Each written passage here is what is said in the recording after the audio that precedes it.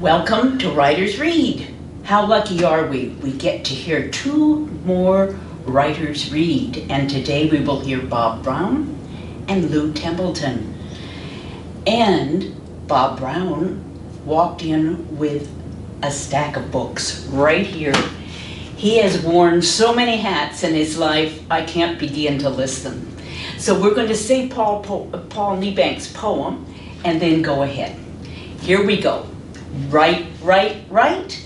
Right, right, right. Until you get it right. Until you get it right. Then read aloud. Then read aloud. You'll draw a crowd. You'll draw a crowd. And bring us great delight. And bring us great delight. Nicely done. Nicely done.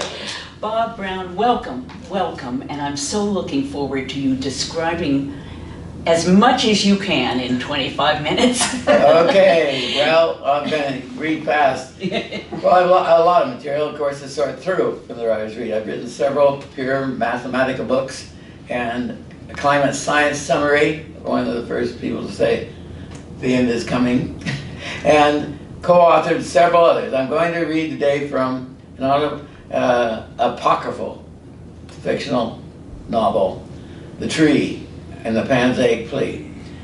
You will find out what the tree is. It's in the Serengeti, and that's one of the books of the 4 books that I've merged together in this one.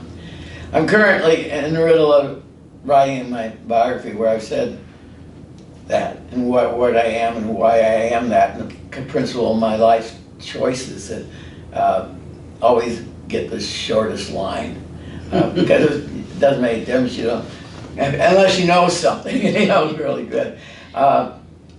Many of you probably heard, if you're driving in traffic, the study made that the people that change lines all the time, getting over in the shorter lane, they get there in the same amount of time as the person that stays in one line. And so I decided not to put any work into choosing which lane to get in. And so I'm going to give you 4 of my line changes here to start off with, because I am a lane changer, and that's the summary. The first choice that I recall was in high school, so it's way back there, to sign up for the regular curriculum or the college prep.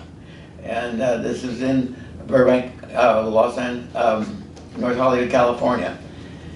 The first involved the first regular curriculum. You don't have to take any math, any science at all. If you're going to do college prep, they require you to take maybe 1 or 2 science like that.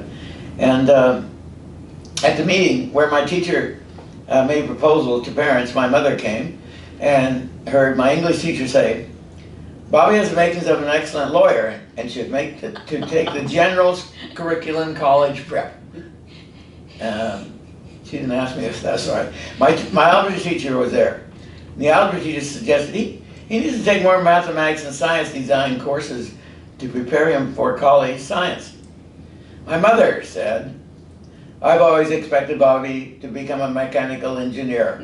I want him in the science college prep." To which the algebra teacher said, "Well, he has extraordinary math talents. He's teaching my Algebra 2 class these days, since he understands it better than I." My mother said, "That decides it," grabbed her purse and was gone. I entered the science prep and never stopped taking maximum science courses, getting accepted in the engineering curriculum at UCLA at graduation. I went north to the University of California, Berkeley, UCB, and eventually got 3 or 4 degrees in science at UCB and the University of Washington. Oh my, wonderful. So I spent a lot of 20 years or something in colleges. I like the academic world. The next phase of my life at University of California, Berkeley, UCB, on the way to the BS in mechanical engineering with a look at business administrations. My grades were all A's and a few B's. I led a loose fraternity life as a social chairman, and joined a couple of the many protest groups available. We see free speech movement, population explosion. You might have heard of them. Oh, wonderful. Because I needed the money for both the school and the frat. I signed up for the advanced ROTC. First 2 years were required of every man, and second 2 years you weren't required, but if you signed up, you got paid about $100 a month, and you then had to go into the 2 years for the 2 year stint as a lieutenant in the U.S. Army. Then you go into the So the Army experience then was my second long line, and I was in the Army because I wanted to go into the Air Force. The Air Force had 100 people in line, and the Army had 3. So I became an Army, and most important for me was learning how a huge organization worked. The importance of any education, practical or formal, in establishing powerful contacts, for instance, the generals when you're in the Army, and basic friendships with your coworkers. Those are basic rules for getting along. I was assigned to a basic officers training. Right. It was in Maryland, and BOTP officers got the basic officers training for the officers. Got a softball team together and entered the league with 20 enlisted men teams. And on the big base, it was a big base. They tied with another team for the championship. I didn't play in the league there. I guess I was busy writing letters to Marcia on her European tour. She was in Europe after she graduated. But a fellow student knew that I had pitched a AAA team in the California championship one year. And after the BOTP team lost the first game in the 2 out of 3 playoff, he talked to them. They persuaded me to pitch the next 2 games. And won, so we had to pitch the next one, and we won. And then the BOTP commanding officer, not a general, or at least a colonel, called us in to congratulate us. He was ecstatic. The officers had beaten me, all enlisted men. That's setting an example. We're about, what can he do? He had reward us. And back, all of us said, well, we're about to get our 2-year assignments. And we all, as the first choice, usually have, most of us wanted a European unit out by, and none to Korea, and a couple to the USA even. He said, I'm sorry, it's not allowed for me to select, but added as we were going out, said, however, I do know someone at the Pentagon with perhaps some influence. We heard nothing more, but everyone on the team got the assignment they requested. Hence, when I got off the train in Heidelberg to my assignment in Germany, Marcia was right there to greet me. Having finished her European touring, and a few weeks later, we got married. And wonderful. Well, I tell everybody that I was planning on going to Sweden and meeting a blonde woman, but that's just a joke. The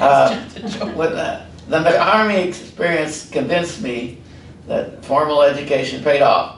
And when I told my CEO that I decided to leave the military service when my 2-year time was up, get on to an advanced degree in some big university, as he supported that idea. And I asked him for a letter of recommendation, and he said, the Army way. Okay, just you write it, and I'll sign it. And so I had a pretty good letter. And next phase was going to 10 years of graduate school. I went first to UCB, applied there, and my letter was really good enough to get in, that's for sure, but because I didn't have straight A's as an undergraduate, usually if you're going to be in grad school, those guys usually have to be able to cruise through with straight A's. There was a question about whether I could enter the PhD program or maybe be an MS, Master's. But the professor in charge of graduate school students that I met there had interacted with me in his undergraduate class. And in there I had given grade based upon 3 exams and a final. I had 2 A's on the first 2 exams, but only a B minus on the third. And that could be disastrous. He asked me why, and I told him the truth. It was on a Monday after our big weekend frat party that I was in charge of, and I had a bad headache the next day with the exam. And he sympathized, all right. Now I'm going to take your papers, if that might help. The other one here too. Okay. The back one, so it doesn't rattle around. Thank you, Bob. This is wonderful. Then he said, I'll tell you what, give you whatever grade you get in the final exam for this course. And I got an A+ in it, so I had a good grade in that course. Now, 3 years later, once again, he said, well, tell you what, do well in the general exam at the end of the first year, and you're in. I got the record highest score there. There were other hurdles at UCB, but I ended up finishing my higher degree work and going to work at Boeing Aircraft Company in Seattle in 1964. But even though I was a Boeing CEO advisor team member with a large PhD salary, I decided that I preferred an academic life. So we're getting, I can't tell you why exactly, but, and I certainly it was the right line to get in. Yeah. I signed up for UW graduate school, aerodynamic graduate school, and with a renowned math professor. One of the reasons I guess I got there. Another great timing came a year later for me. The University of Washington decided to start a geophysics school, and a panel of professors chose me as one of 5 students to get a scholarship in the PhD programs in 1966. So I was lucky. I prospered in this program, and it let me fall into another life-changing short line event when I followed my interest in English literature. I took courses from famous Professor Wayne Burns, known promoter of Don Quixote and Sancho Panza theory, where he stressed the value of Panza in classic literature. He liked my scientific application to his Panzaic principle, and I co-authored his book, The Panzaic Principle. He enrolled me in the MS English Lit program, where I finished the first PhD in geophysics at UW and got a postdoc here.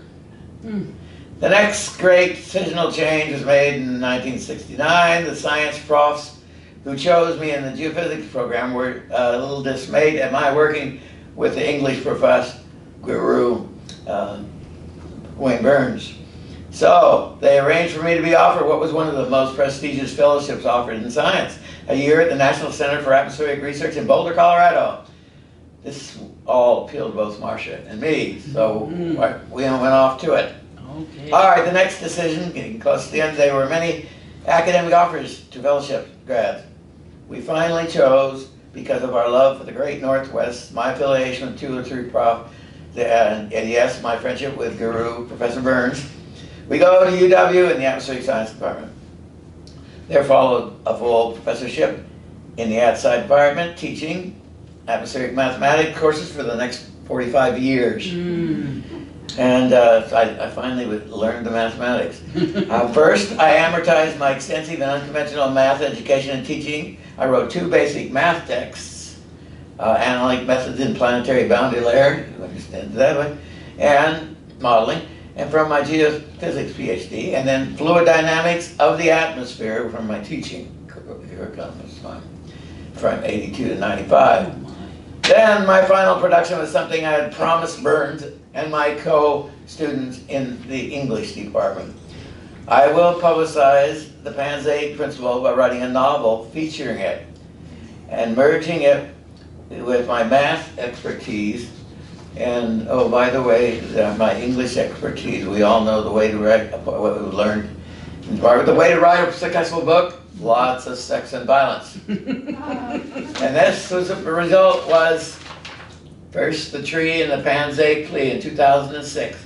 After I'd finished my math books, I wrote this novel. I started it out, tried it out to follow my friends on email, and they all said I should publish it right away.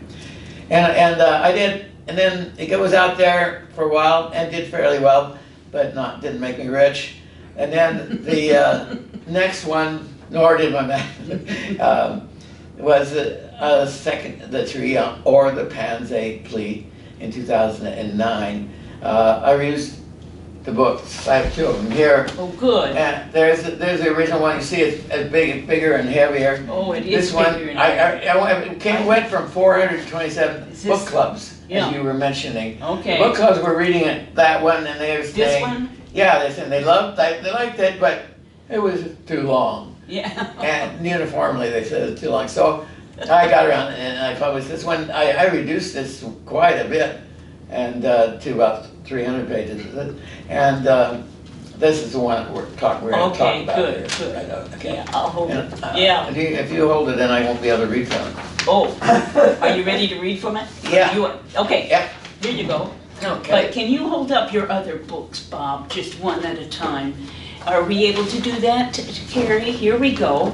All right. There's a Banzai Principle by Excellent. Wayne Burns. Okay. Here is my book. When it was put on my desk, I couldn't understand it. Somebody came by and put it out there. And then I looked inside and I said, oh my gosh, I recognize some of this stuff. And then I looked on the front and it says R.A. blank, blah, blah, blah, in Russian. Oh, in Russian. Everything's in Russian. The Russian, see, my math book did not do too well in the United States because I'm afraid United States math graduate students are not so smart. Yeah. Or we just we don't force them. Exactly. But whereas in Russia, they were really fussed. They loved the book and got it, and we had lots and lots of sales there. Okay, now do you have any other books? Yeah. We're going to go through one at a time. Hand them to me. All right. Okay. All right. Oh, this is an authentic memory. I don't know. Okay. It's Chinese, I think. Okay. Here's the first math book. Oh. All right, this is the one that's my PhD thesis. I had no idea on math, and one of the reasons was a short line I haven't mentioned, but when I was at Berkeley, I went over to the math department, and a Nobel Prize winner and gave his course, and I took it. And that influenced the rest of my life. It was great. Oh, It was wow, this is amazing. none of my, just a one semester course that I went over to that it was just very valuable. Okay, here's my magnum opus, or whatever you call it. Fluid Mechanics of the Atmosphere, R.A. Brown. Oh, Bob, This so is the glad you mathematic brought book. these. And and it has the solution to some of the equations that they said could never be solved. Oh, Yeah, I have both of those things in there. I think I'm still with you, Bob. And there's still more remote sensing of the Pacific Ocean by satellites, R.A. Brown. And this is really a composite of a whole bunch of problems. Oh, that's wonderful. Okay. Okay, now. Now I how can. did you- Yes, now you have time to read, Bob. All right. Let's Okay, see. excellent. All right. Let's pile those up, and here we I go. wonder where it's going to be in reading. Okay. All right. The book has many parts there, and part of it is in real time. And in fact, I start off with J is me, face it, and K is my grad student that I get involved with. But it turns out Marcia was not sure about this really, but Jay's wife and family got killed in 9/11. Okay, and so he didn't have that, so he was available for his grad student who was kind of older and cool. Yeah. Oh, Kay, my. and actually, Marcia and my experiences were written up as Kay and mine. Oh. Okay, then I have, there is a tree. The tree is, the first chapter involves Jay found $3.5 million. Some crooks were hiding it out in the mountains, and he happened to see him do it, and so he stole it. And then this is part of the story, a big part. Then that's the way he didn't know what to do with it. But then he saw that the world was coming to a nuclear crisis a lot. And he thought, hey, and they'd been to the Serengeti. And they knew that was an isolated place, and it'd probably be one of the last to survive the atomic war. And so here's, and I write throughout the book in italics things that are in in the tree. Here's one of the first things in there. All right, the grumble of the rain had become a roar as the storm front passed the tree. The air was so thick with water that he could no longer see very far. He pushed a button on the console by the chair that he was sitting in, and camouflage covers did over the windows. He rose, and with a slight push, the chair swung to the side, revealing a spiral staircase. He bounded down a steel frame cylinder through an area used for storage. A second spiral stair went through the bedroom. Finally, he arrived at the kitchen, still over 20 feet above the ground. This room, like the library and the bedroom, had circular windows, tinted glass covered in black now, and slanted ceilings above the top 2 feet with occasional sections of window glass. The glass was camouflaged most of the time by the outer cover that moved electronically or from backup cranks on the wall. They were opened only by a process that included checking for the outside side first through portholes, then a single open slit, and finally only a few could be opened at once. The delays were built in to waylay any of the impatient inclination that he had sometimes. They also closed automatically if there was no sign of his body heat as the room for more than 5 minutes. It was possible to override these automatic defenses with switches that were in identical consoles in every room. Jay followed the slow window opening process, finally expanding a large square of window looking out the pond. The slanted upper windows served as skylights, now covered with rivulets of rain. He grabbed a packet of dehydrated soup, dumped it in a cup of water, and put it in the microwave. Lunches were usually this type of fast food. He reserved gourmet cooking for dinners. Sitting on the stool and the table, there was a shelf in front of the windows. He could see the water hole where some gazelles had replaced the cheetahs, drinking, unmindful of the downpour. When his lunch was done, the dishes found a place in the compact dishwasher. He went into the downward spiral stairs. This time he stopped over 30 feet through steel framework with colored pipes exposed in sides. He was several yards below ground level when he entered the gym. There were 2 workout machines, a treadmill, electronic and mechanical arcade games, a shuffleboard, and strangely, a bridge table covered in green felt with a lovely green glass shielded light suspended above it. Okay. Then I'm skipping a little part where he plays bridge, artificial bridge with artificial 3 other people, which he just drew out of the thing. And Marilyn, Michelle, and Marie, he seemed to be fixated on women. Dealt the cards, and he won because he had programmed the file. But then he walked to the other end of the room, opened a soundproof door, and went down a straight staircase into the engine room. A large door stood to the side at the bottom of these stairs for waterproofing the room in case of a flood. It had never been needed but once. Jay had closed it, buttoned up the room as a precaution when the river was flooding the plain unusually high. This is the Serengeti Plain up there. Yes. That day, the river had emerged above ground for the entire distance across the plains across. At the high water mark, the river had lapped at the bottom of the tree. Most of the time, the plain was hot, dry, and parched. But in the rainy season, because he was within 30 miles of the plateau leading up the high mountain, an unseen rain in the mountain could well the river quickly underground. Without prior warning, it would burst up in the plain, and caution was advised. A couple of times he had been caught out on the plain in the current and gotten rather wet. And there were numerous predators working the fringes of the drowned or hapless creatures trapped in mud. The water drained quickly, usually within an hour. Jay found that the best way to guess when the water would rise was to observe the animals.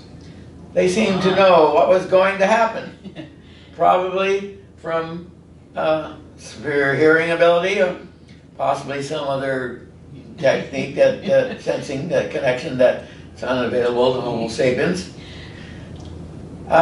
He was becoming an expert on the animals, prudent knowledge for his past position in the scheme of things. Sometimes a predator, sometimes a prey.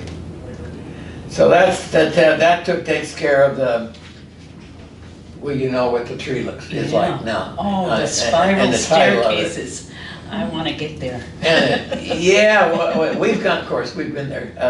And I have other pictures of the tree, yeah, the tree that I have. And they do, these trees grow 30 feet in the diameter easily.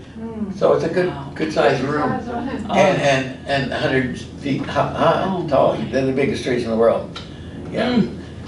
And, okay, well, I said you're not stopping me yet? No. I got, good. All right, now another section that I go to next is lecturing his life as a professor there. And it tells you get into his philosophy, the philosophy which goes into the tree. And he's giving a lecture in this first chapter. You went to, actually the initial chapter back there further was in the mountains, in the high mountains where he found the money, but that goes through quickly. In the lecture to the lions, first of the many chapters talking about campus. The campus, at night, the faculty club is warmly lit, old, wood, and elegant. Old is revered at the university. Jay had mixed feelings in the case of the campus design. The traditional old gargoyles depicting academics that graced the library buttresses were dear. The modern new glass and concrete buildings were relatively cold and ugly. Despite a reputation for liberal thought amongst the general population, the institution is a bastion of conservatism in its architecture and many of its intellectual attitudes. Conservatism had its usual effect. It was a great leveler and competent mediocrity was served. Exactly. Fortunately, there exists a tradition of tolerance for the eccentric. Jay felt that it was these people, less encumbered by tradition, often dismissed by the outside culture as mentally bushwhacked or bipolar disordered, who might be able to see the flaws in the present and define the future, and thereby have a chance to improve it. This tolerance was a saving refinement of the institution. As usual, he found himself on both sides of the conservative-liberal dichotomy. Ivy blanketed several of the buildings. You've been to the buildings? I hated it as an invasion, but appreciated the color briefly when it turned red in the first fall chill. Then it merged with the wood and bricks like veins of blood. Ivy was lovely when rightly controlled, and it was here. They had tamed it to be innocuous, 9/10 of the year, and brilliant at showtime in the fall. Ivy is like Homo sap, Jay thought, using the fond nickname for the species. He was always looking for metaphors for the human dilemma. Someone took the care to thin the ivy, or it would leave behind the aesthetic complementary role and smother the building. What will do the thinning for Homo sapiens, smothering Earth? So we'll talk about that, right? And then let's see what the next thing says. Don't know if I want to get to. Oh, continuing his lecture to the lions. The lions are the rich people and that contribute to the university, not necessarily educated. And the Captain Silver, head of industry, injected a question in a commanding voice. It's one of the things. Why is science so important? It could just be a source of facts and figures to be used by those skilled in politics and marketing. The scientist is just another of the many staff experts with another piece of information for the leaders of society. And Jay smiled at the supercilious insult in the question. It was a fair counter to his own pompous position. Yes, in our culture, we usually gone under that assumption. But it's worth trying some of these things. Scientific advice are the closest we've come to integrating science into government. Some measure of this attempt has been a facet of many failed cultures. The problem is the advice is often not understood frequently, ignored, and in the case of global climate change, suppressed. When it was addressed by an enlightened president, it was disastrously compromised by anti-tax elements in Congress. As a result of the misapplication by people who didn't understand the science, the long-term consequences of most scientific developments has been a greater unforeseen disaster down the line. Jay realized that such elements were sitting in front of him. Okay, that's the end of that lecture. Okay, one more snippet. One more snippet. Yeah. Let's see, he's still going to talk to Peter, but I think we'd like to get in. Maybe there's a little conversation with Kay down the line here. Okay.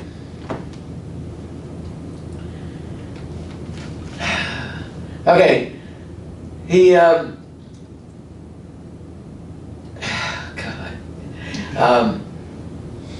Had a smooth trip. Okay.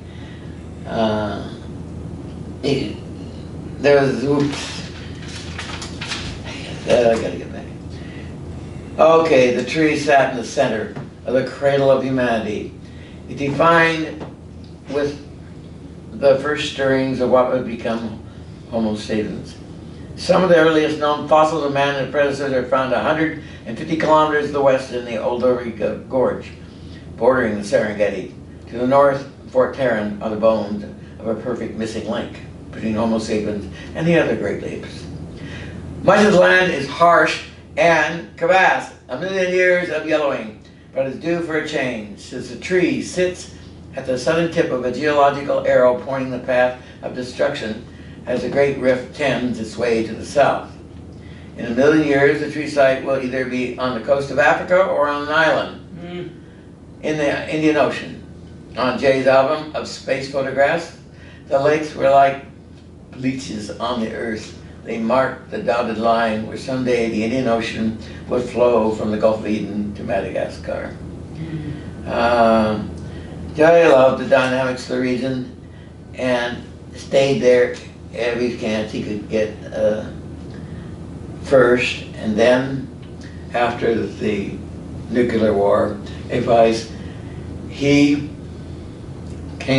was able to foresee that things were happening pretty bad, caught the last international flight to Africa, and went out to the tree. But he couldn't, he first took a flight, thought he was going to rescue Kay, who was back at another college in Seattle area. And as he was flying toward this rendezvous with Kay, there was a huge flash. Oh. The airplane was thrown sideways and back, and they all realized that they'd chosen Seattle as a demonstration city for the first nuclear wipeout. Oh, and he figured that Kay was dead, and yeah, and so he was back at the tree in Africa. I think we'd better call a halt. Or are you? All right, or keep going. But then, okay, quickly I say, Kay managed to escape it through some strange fortune, and after a couple of years, got out to the tree by herself because she knew about the tree, and they sat. Kay and Jay sat in the wind on the fourth and fifth rows of the half-empty plane. Okay, so that.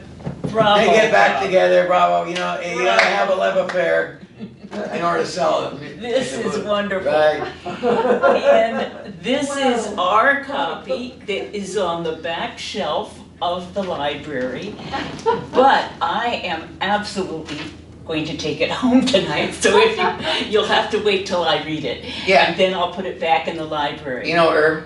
Because I have to confess, Don Quixote is my top favorite read. Oh, good. Cervantes, I read a lot. You've read Cervantes. Yes. And you saw Man of La Mancha. Yes, absolutely. I had to. But let's Yeah. hear it for Bob. What a good time we've had, Bob. Thank you so much.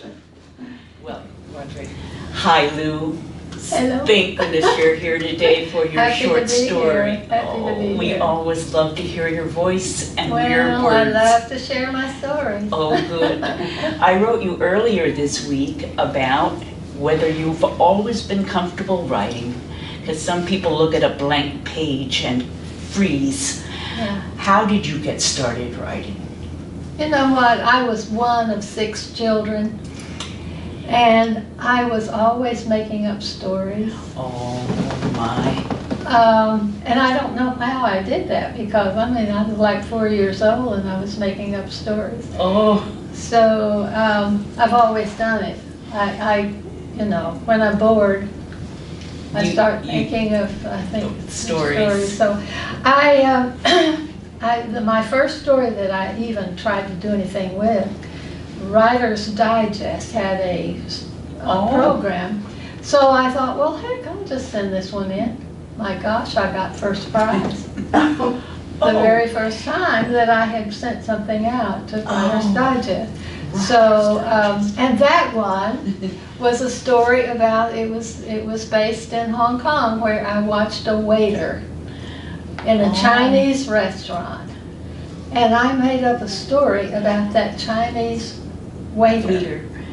And that's the one that won first prize. Oh, so what a good start. Well, it was a good start. And since then, that's all I do for fun. Oh, for fun, see? For fun is writing. Okay. So, do we want to get started? Yes, we do. Well, this one is called The Traffic Stood Still. There are many memories that visit me long after they occurred. But recently, I was caught outdoors when it suddenly began raining. As I hurried back home, my clothing wet and plastered against my body, I was reminded of the many times I had returned home in wet clothing while living in Hong Kong years ago. As I changed out of my wet clothes and was towel drying my hair, I kept remembering one particular rainy day in Hong Kong. I was sitting in a double-decker red bus, aware of a little drama taking place nearby. I remember silently praying for a girl who caught my attention. Wonder what happened to her. I even remember her name, Mei Hua. Is she alive and well? I recall hearing a conversation between her and her father, and I feared the future was not good for her, for either of them, for that matter. I had studied Cantonese, but I was far from being fluent. Perhaps I misunderstood what I thought I heard. Had the father arranged for his daughter to go to America, where an acquaintance would find work for her, possibly as a prostitute?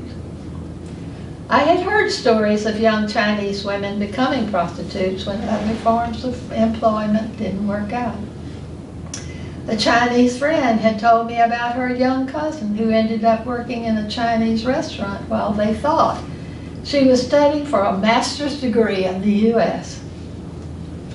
Overhearing the conversation between the young woman and the man, I felt sure the girl did not want to go to America. At that time, my life was full, the way I liked it. But on that morning, I felt gray. Perhaps it was because spring had come in that color. It was gray. The women's meeting would take all morning when I finally pushed on to a red double-decker bus that would take me within a block of the church where I worked. The rain started. The bus was packed. People were standing in the aisle, so I made my way through the packed, damp bodies up the narrow winding steps to the upper deck of this double-decker red bus. At the top, I almost gagged as I caught a whiff of the Chinese ointment, the kind advertised that was good for colds and high blood pressure and gunshot wounds.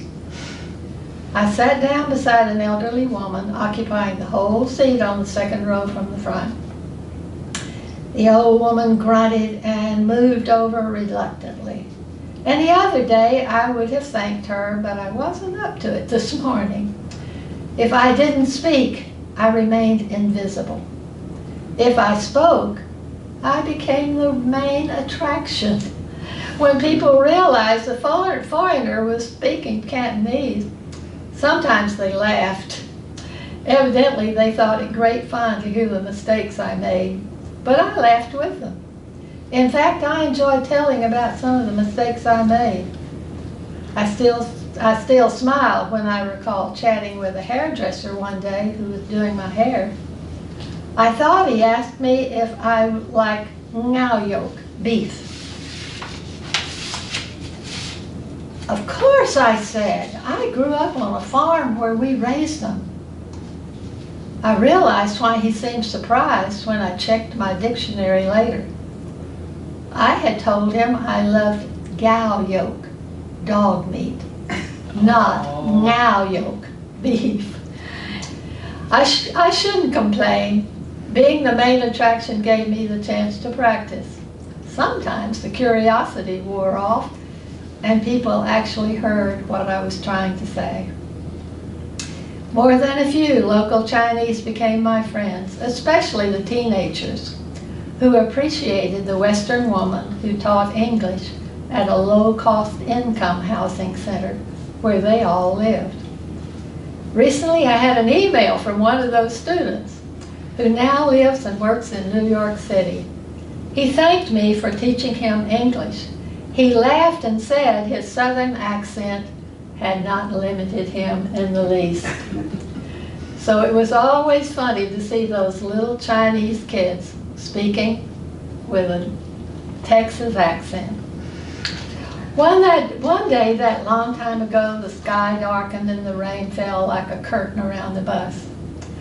I remembered street lights coming on and the bus plowing through the wet darkness at its usual speed. Too fast for Hong Kong, even in good weather. A few minutes later, the brakes screeched. Everyone on the bus pitched forward. Someone behind me screamed. In front of me, a man hit the window with a loud thud, and the young girl sitting beside him fell to the floor. Her face, drained of color, contrasted starkly with the pink teenage bumps on her face. She sat for a moment on the floor before returning to the seat. The man rubbed his forehead and inspected his fingers as checking for blood. "We could have gone right through that window," he said to the girl. "Are you okay?" People scrambled for packages and bags, sprawled on the grimy floor. The old woman next to me had cursed when her umbrella fell off her lap. I picked it up, I picked the umbrella and handed it to her. She seemed surprised that I hadn't kept it for myself. The man in the front row reached over the pale girl and retrieved a small bag with a Snoopy dog on it. He dropped the bag back in her lap. A young man in paint-splattered jeans hurried downstairs while the rest of us resituated ourselves and prepared for another blast forward. The man in front of me massaged his head and closed his eyes. For some reason, the girl with her chin on her chest reminded me of Tim, the way he sometimes sat with his chin plastered to his chest. I willed away the disturbing thought of my young man in a military uniform. His wanting to join the Marines was absurd. Eventually, he had applied and been accepted into the college back home in the States, as I had suggested.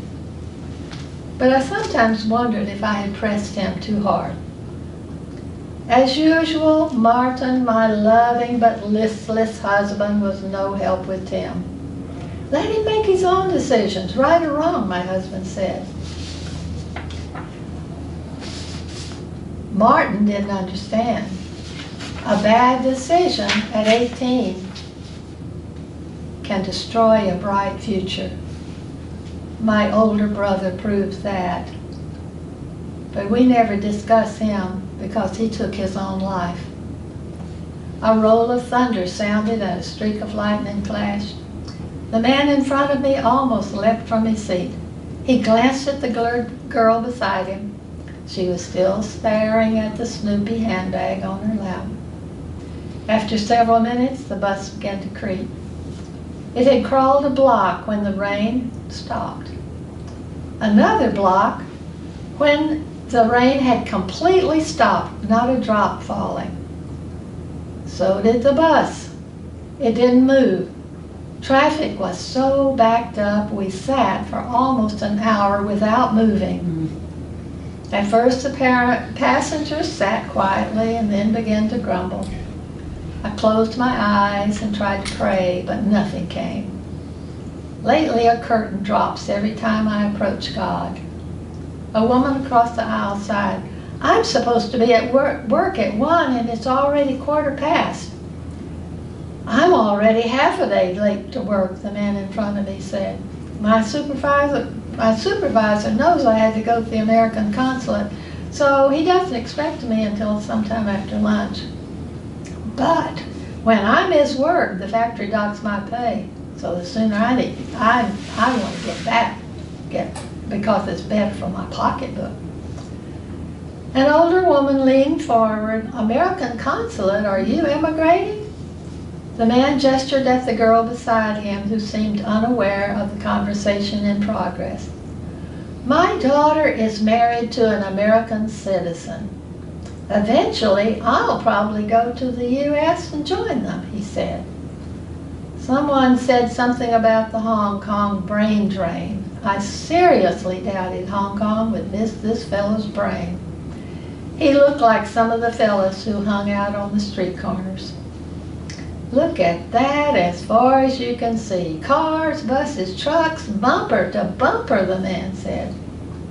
He rubbed the moisture off the window glass and dried his hands on his pants.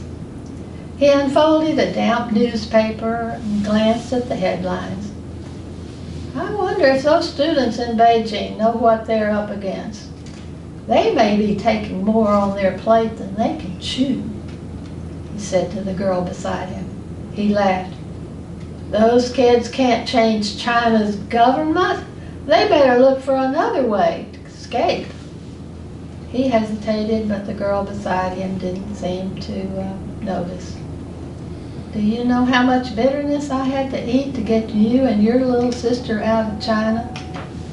Don't take it for granted, you hear? The girl stared at her hands. I'm not educated, but I'm not stupid. Didn't I get into Hong Kong and open a hole for you and your little sister? Didn't I figure out how to get you to California so you can open up a hole and pull us through to the US of A? He called. Hey, what's the matter? Did you hurt yourself when you fell? The girl shook her head.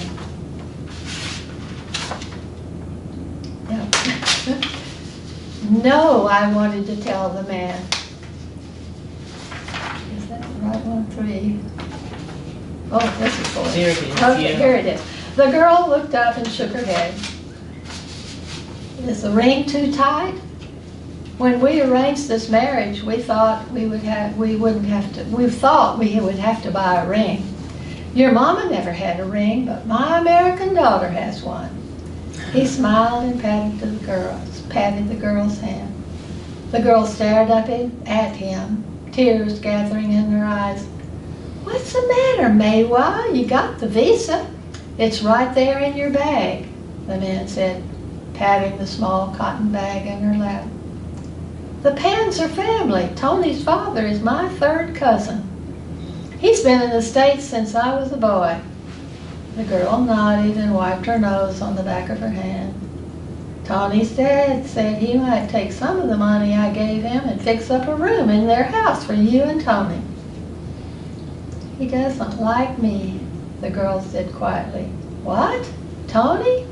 Of course he likes you. He didn't have time to get to know you when he came and married you. He didn't want to marry me, he told me." The man put down the newspaper. "Tony can't speak Cantonese. You misunderstood. Don't be a worrier. Do you know what this marriage arrangement cost me? Half my salary for the next 2 years will go to pay off a loan. You're damn lucky I found Tony. The only other prospect I located connected to the triads, and you don't want to get us mixed up with the underworld, do you? Tony's not perfect, but he's a nice guy. The best I could come up with. In a couple of years, your little sister and I will join you in America." The girl tried to smile. "I'm sorry," she whispered. The man opened the newspaper again and began reading. "Why did she commit suicide?" the girl asked. "Who?" the man asked. "What are you talking about?" "There," the girl said, pointing to an item in the newspaper. "Oh, that. No, it doesn't say," he said. "The girl must have been sick, or, maybe something bad was happening to her." He closed the newspaper, and the girl took the paper from his hand and turned back to the item. She jumped out of a tall building, tallest one over there in Central, the tallest building in Hong Kong. "What was that you just said?" the man asked. The bus started to move, and a cheer erupted from the passengers. The man laughed and said, "Now that's better." The cotton handbag slid off the girl's lap and lay on the floor. The man picked it up, placed it in the girl's lap, patting her arm, and he said, "You'll thank me someday." "No," I wanted to tell the man. "Listen to her. Listen to her. Listen before it's too late." Too late, the words resonated as I remembered Tim locking himself in the bathroom when I refused to listen to his plans to join the Marines. Too late. Too late for what? I pulled the stop card on the bus, got off the bus, hailed a taxi, and prayed all the way home that Tim was still there waiting for me to listen. Oh, what an experience. Well, it's, on the bus that eventually stops, and then all that conversation. Yeah. Thank you so much. Thank you. Oh my goodness. Well, I enjoyed reading it. Goodness. And I'm going to show, before you leave, Lou and Bob, I'm going to show the book, Writers Read, and this is the book that's on the 3-ring binder that's on the shelf in the back of the library. And Lou has a place right here, and I hope I'll get a copy. I'll get a copy of this and one. put it right in here. And Bob, Okay. you are welcome to give that wonderful introduction. Would that be possible? And put it in here? Sure. And then I'll let so. people know. Thank you so much, both Bob and Lou. It was a rich, rich hour. Yeah. Thank you. My pleasure.